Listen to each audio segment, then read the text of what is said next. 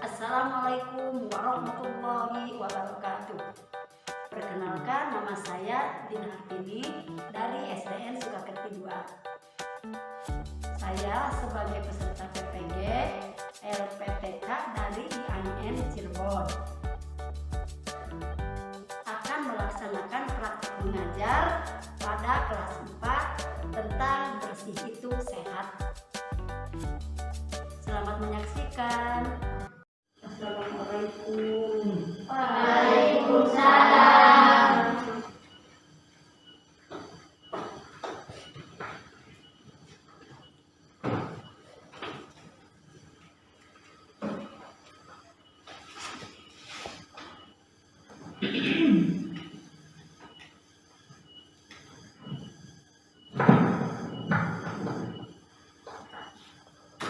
Assalamualaikum warahmatullahi wabarakatuh.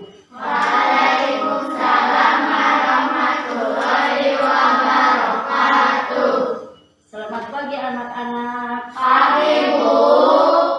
Bagaimana keadaannya, sehat? Sehat. Alhamdulillah. Doakan semoga kalian semua sehat selalu, panjang umur, murah rezeki, dan jangan lupa bersyukur kepada Allah Subhanahu wa Ta'ala. Pada hari ini, alhamdulillah kita dapat berkumpul untuk belajar PAI. Namun sebelumnya, silakan untuk membaca doa bersama dengan membacakan surat Al-Fatihah.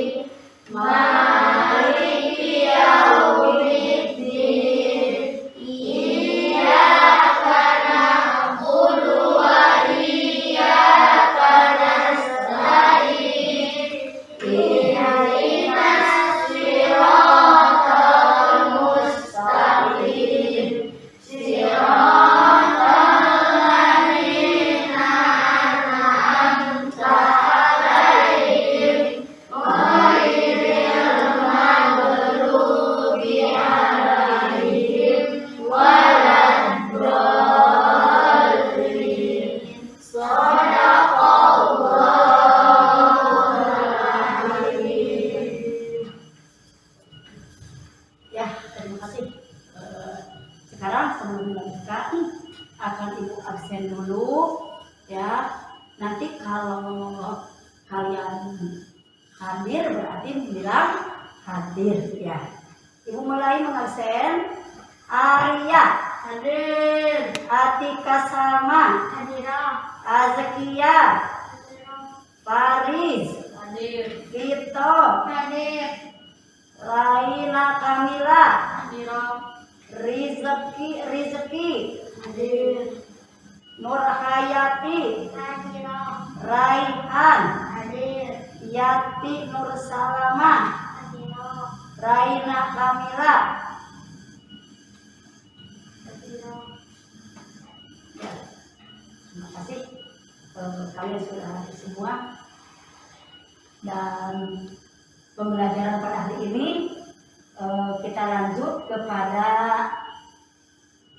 ya, pembelajaran pada hari ini kita lanjut mempelajari tentang bersih itu sehat. Sebelum lanjut kepada materi pokok, Ibu akan bertanya dulu, barangkali siapa ada yang ingat di antara kalian minggu yang kebelakang ya, minggu lalu kita belajar tentang apa coba? Berbakti kepada orang tua. Bagus, itu daya ingatnya masih kuat, berarti suka menghafal, suka dibuka bukunya, dan masih ingat akan apa yang Ibu sampaikan. Ya, terima kasih kepada Yati Nur Salamah. Ya. 7, 6, 5, 4, 3, 2, 1. Kita lanjut kepada materi pokok yaitu bersih itu sehat. Hari ini kita akan belajar tentang bersih itu sehat. Kompetensi dasar pembelajaran pada hari ini. Pertama, menerapkan ketentuan syariat Islam dalam bersuci dari hadas kecil. Kemudian, menunjukkan perilaku bersih sebagai implementasi pemahaman tata cara bersuci dari hadas kecil. Lalu, memahami tata cara bersuci dari hadas kecil sesuai ketentuan syariat Islam. Terakhir, mempraktikkan tata cara bersuci dari hadas kecil sesuai ketentuan syariat Islam. Adapun tujuan pembelajaran, peserta didik mampu 1. Menerapkan ketentuan syariat Islam dalam bersuci dari hadas kecil dan hadas besar. Kedua, memahami tata cara bersuci dari hadas kecil dan hadas besar. 3. Mempraktikkan tata cara bersuci dari hadas kecil dan hadas besar sesuai ketentuan syariat Islam. Anak-anak, sebelum membahas materi, Ibu akan mengadakan tes terlebih dahulu. Yang bisa jawab, angkat tangannya ya. Pertanyaannya adalah, sebelum kita melaksanakan sholat, apa yang seharusnya kita lakukan? Silahkan, siapa yang bisa menyimak? Ya, yang barusan barangkali siapa yang bisa menjawab? Silahkan. Ya, Raihan. Apa? Dengan melaksanakan wudhu. Betul, bagus. Jadi kita sebelum sholat harus berwudhu dulu. Ya.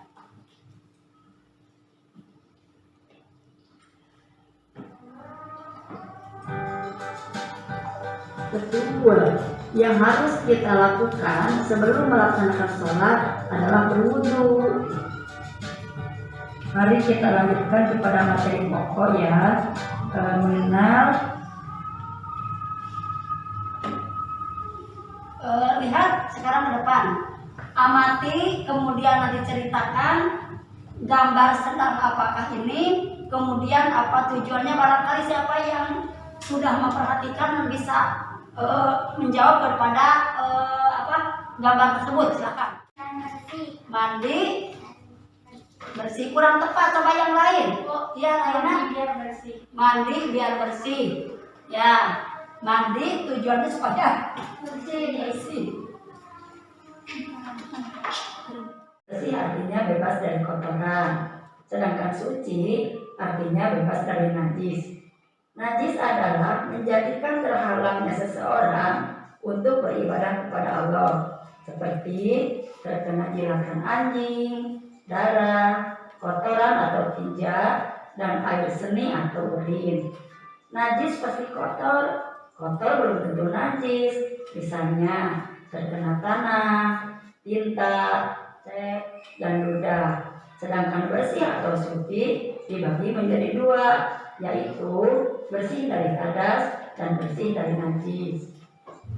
Kalau yang keluar dari lubang bawah, maka itu termasuk najis ya, seperti air kencing, kotoran, itu semua termasuk najis. Nah, berarti bersih artinya bebas dari kotoran, sedangkan suci artinya bebas dari najis. Nah, kemudian yang menjadikan terhalangnya seseorang untuk melaksanakan sholat adalah najis, seperti terkena jilatan anjing, adanya darah, percikan darah, maksudnya adanya percikan darah, kemudian kotoran atau tinja, air seni atau urin. Ya. Kemudian yang dikatakan najis pasti kotor, tapi kotor belum tentu disebut najis. Sebab apa? Kotoran tidak menghalangi untuk sholat, namun sholat kurang sempurna. Tetapi najis jelas-jelas menghalangi untuk melaksanakan sholat. Nah, yang dikatakan tadi kotor belum tentu najis, misalnya terkena tanah, cat, kemudian ludah. Sedangkan bersih atau suci dibagi dua bagian, yaitu yang dikatakan najis terbagi dua bagian. Ya. Maksudnya najis terbagi dua bagian, ada hadas kecil dan ada hadas. Hadas terbagi dua bagian, yaitu hadas besar dan hadas kecil. Contoh hadas besar seperti mimpi basah bagi laki-laki dan haid bagi perempuan. Cara menghilangkan hadas besar adalah dengan mandi atau tayamum jika tidak ada air. Yang termasuk hadas kecil, buang air seni, buang air besar, buang angin yang menyebabkan batal wudhu. Menghilangkannya dengan cara dicuci dengan air bersih, kemudian melakukan wudhu. Ya. Silakan siapa yang paling cepat ya, siapa yang paling cepat bisa mengamati daripada hasil yang telah dijelaskan. Apa barangkali hasilnya kemudian ada yang tidak mengerti, boleh kalian tanyakan atau bisa menyimak dari kesimpulan tersebut. Silakan. Ayo. Coba Raina Putri Kamila, ayo kamu barangkali bisa menyimak. Siapa? Raihan. Atau barangkali Faris bisa menyimak dari video tersebut. Nah, jadi hadas terbagi dua. Semangat nih. Semangat. Ayo, hadas terbagi dua. Satu hadas kecil, kedua hadas besar. Hadas kecil seperti kita buang air kecil. Kalau bahasa kita disebut pipis itu ya. Itu dihilangkannya dengan cara melaksanakan dicebok langsung berwudu. Nah, sehingga yang dikatakan hadas kecil bisa membatalkan wudu ya. Bisa batal wudu apabila kita punya hadas kecil. Ya. Kemudian yang dikatakan hadas besar. Hadas besar seperti mimpi basah atau haid bagi perempuan itu minimalnya sudah usia 9 tahun. Dan menghilangkannya, cara menghilangkan hadas besar harus dengan cara mandi atau tayamum. Nah. Paham sampai sana? Paham. Sebelum ibu membagikan lembaran tugas untuk menghilangkan penat di kepala kita, mari kita tepuk wudhu. Tapi sebelumnya silakan berdiri dulu. Tepuk wudhu. Basmalah lalu cuci tangan. Kumur-kumur basuh hidung, basuh muka. Tangan sampai ke siku, kepala dan telinga. Terakhir cuci kaki lalu doa takbir. Silakan duduk kembali. Terima kasih anak-anak, berarti kalian semua masih ingat pelajaran yang telah lalu, berarti daya ingatnya masih pada kuat. Alhamdulillah. Ya, sekarang ibu bagikan lembaran tugas pertama dari Arya. Silakan ke depan, nanti lanjut di sambung dengan Pito. Ya, silakan. Arya.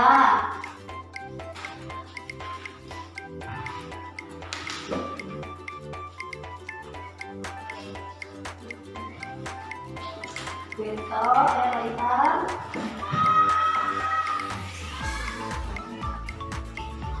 Silakan Haris.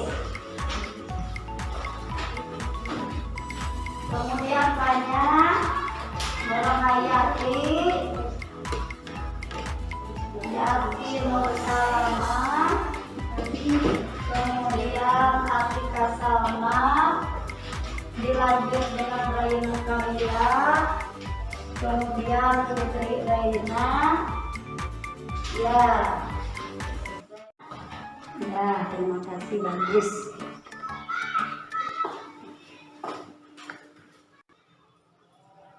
Sudah selesai anak-anak? ke depan. Ya.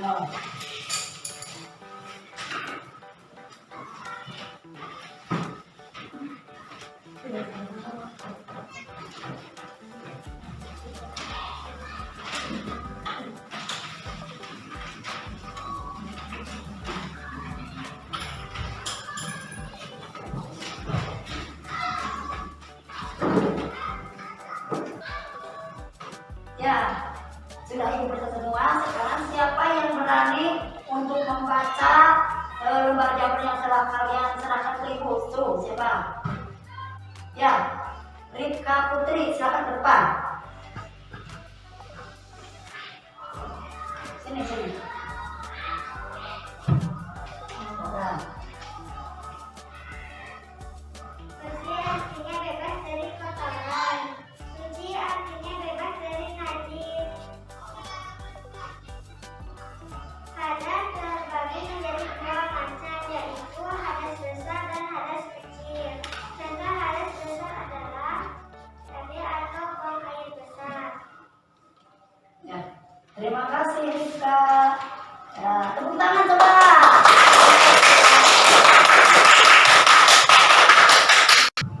Ya, alhamdulillah anak-anak selesai sudah pembelajaran hari ini. Namun sebelumnya Ibu ambil kesimpulan bahwa arti daripada bersih artinya adalah bebas dari kotoran. Sedangkan suci adalah bebas dari Najis. Kemudian hadas terbagi dua. Satu hadas kecil dan kedua hadas besar. Apa berarti paham semuanya? Sebelum diakhiri dengan doa hasil pembelajaran hari ini, Ibu pesan dulu untuk kalian semua, jangan lupa jaga kesehatan, kemudian mengerjakan sholat 5 waktu. Menjaga kebersihan bukan hanya di sekolah saja, bukan hanya mau sholat saja, selamanya di mana saja kita tetap harus sama-sama menjaga kebersihan. Nah, kemudian kita akhiri pembelajaran ini dengan membaca surat Al-Asr bersama.